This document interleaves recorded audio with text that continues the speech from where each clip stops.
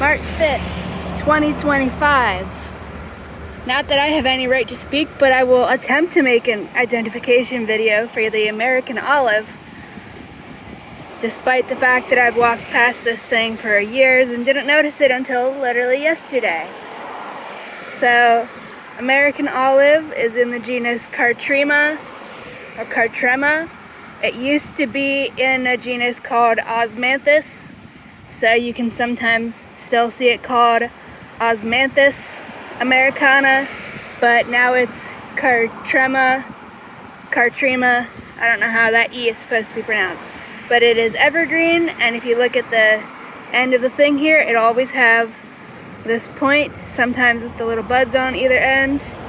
You can see that on pretty much all of the branches, even when it is not flowering. It's evergreen. It's got big, shiny, stiff leaves. They've got a long, I just call it a leaf stem. There's probably a scientific word for it, but I don't know what it is. It's got a long leaf stem, and then it just kind of gradually widens out and forms a very oblong shape like this, with the light greenish yellow vein going all the way almost out to the edge. The bottom of the leaf is light green, and then yellowy on that central vein thingamajiggy. These twigs are light brown, has like a gray dusting that doesn't seem to rub off or anything. Let me see if the leaves smell. I'll take this one. This one's been eaten by something, so I'll just take that off. Wow. Okay, so leaves are difficult to take off. Smash it up. Just kind of smells like a leaf. Different from lettuce. It has a very slight smell though. I mean, oh look, an ant.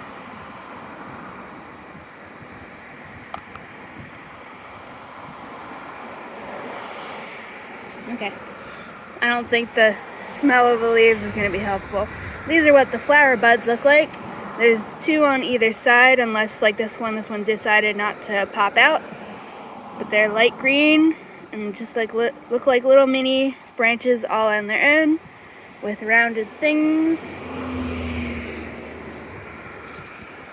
Pretty much all the same. I've seen some, oh, there's a little flying bug sitting on my, oh, there it goes.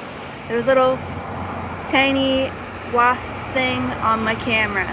Flew away. Sometimes these seem to have like a reddish or purple tint.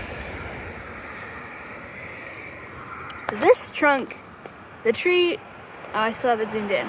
This tree has a light brown trunk, but then the college has some planted that are silver, so I don't know. It's mostly smooth, but there's some dark brown bumps up there, especially around the branches. This one is like 10, 12 feet high or something like that. And this one is right next to Carolina laurel cherry, and there's also a whole bunch of southern magnolias. They're kind of intertwining back there.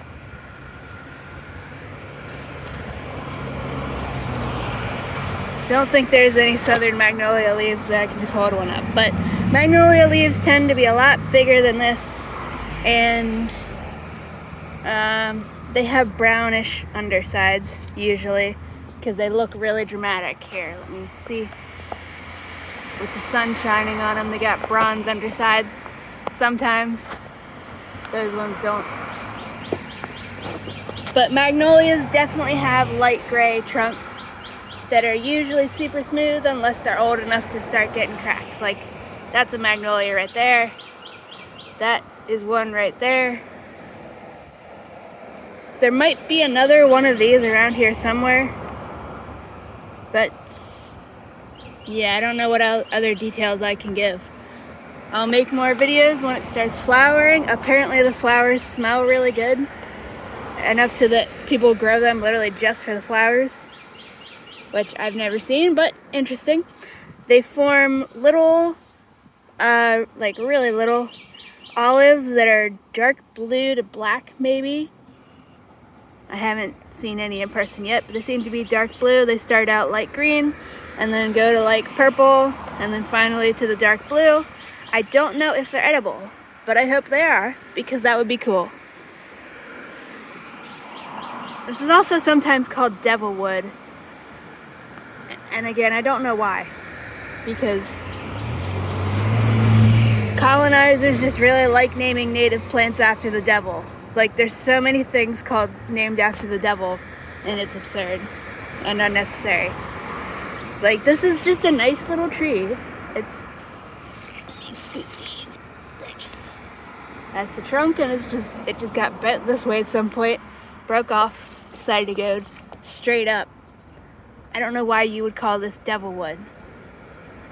But anyways, that's all the identification details I can think of. Unnecessary. That was just a random person in a car being rude, not like a friend or anything. So, yep, hopefully that helps you identify it if you have it. I do know there's a bunch of things that just have this general leaf shape, but this one is evergreen and gets the pointy thing at the end and flower buds like this. So, yep, bye-bye.